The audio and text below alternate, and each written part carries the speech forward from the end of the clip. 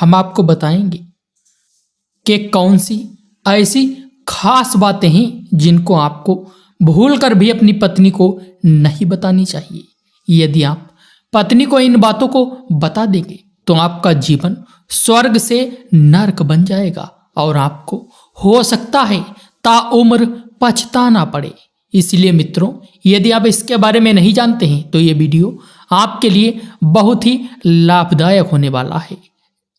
मित्रों, कुंडली मिलान से जानकारी मिलती है कि शादी के बाद वर और वधू का संबंध कैसा रहने वाला है। वहीं कुंडली मिलान में नाड़ी और भकूट दोष लगने पर निवारण की सलाह दी जाती है, जबकि राक्षस गढ़ मिलने पर शादी ना करने के लिए कहा जाता है।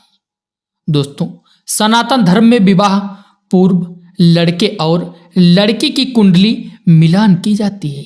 इससे यह ज्ञात किया जाता है कि विवाह पश्चात दोनों का विवाह जीवन कैसा रहेगा। कुंडली मिलान से स्पष्ट जानकारी मिलती है कि शादी के बाद वर और वधू का संबंध कैसा रहने वाला है। वहीं कुंडली मिलान में नाड़ी और भकूट दोष लगने का निवारण की सलाह दी जाती है, जबकि राक्षस गढ़ मिलने पर शादी न करने के लिए कहा जाता है।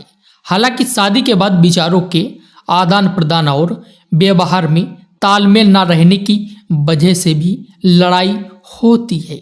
इस स्थिति में पति और पत्नी एक दूसरे पर आरोप प्रतिरोप करते हैं। इसके लिए आचार्य चाणक्य ने पुरुषों को कई बातें अपनी पत्नी को न बताने की सलाह दी है। अगर आप भी सुखमय वैवाहिक जीवन बिताना चाहते हैं तो भूल कर भी ये 5 बातें अपनी पत्नी को न बताएं। आइए जानते हैं उन 5 बातों के बारे में। लेकिन मित्रों, उससे पहले हमारी आपसे एक छोटी सी रिक्वेस्ट है। यदि आपने अभी तक हमारे वीडियो को लाइक नहीं किया है तो प्लीज लाइक कर दीजिए, और आप यदि इसी प्रकार के धार्मिक और नॉलेजेबल वीडियो देखना चाहते हैं तो हमारे चैनल को सब्सक्राइब करके बेल आइकन को प्रेस कीजिए। अब चलिए मित्रों, आपको बताते हैं उन खास बातों के बारे में। मित्रों, आचार्य चाणक्य की मानो तो अपनी पत्नी को दान के बारे में कभी ना बताएं। शास्त्रों में निहित है कि दान की जानकारी किसी से शेयर नहीं करनी चाहिए।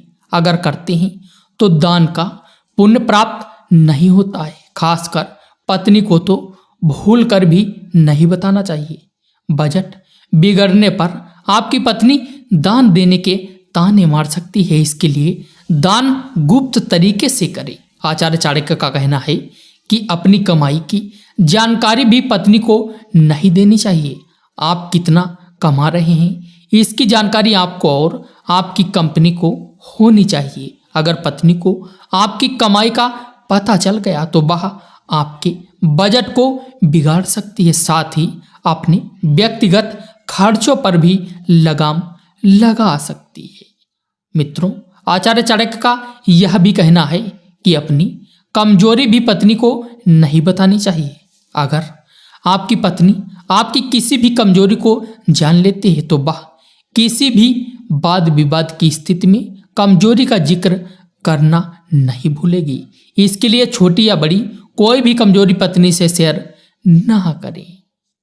और दोस्तों, अगली बात चाणक्य जी बताते हैं स्त्री से भेद ना बताने के बारे में। आचार्य चाणक्य कहते हैं कि अपने अपमान की जानकारी भी पत्नी से नहीं करनी चाहिए। महिलाएं मान अपमान को हथियार के तौर पर इस्तेमाल करती हैं। चाहे पत्नी कितनी भी खूबसूरत हो, उसे अपने अतीत की जानकारी कभी ना दे।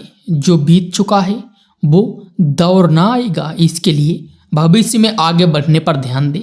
अगर आप अपनी धर्मपत्नी से अतीत की जानकारी शेयर करते हैं तो भविष्य में किसी भी मोड़ पर जब पत्नी नाराज होगी तो आपके अतीत को जरूर दोहराने की कोशिश करेगी।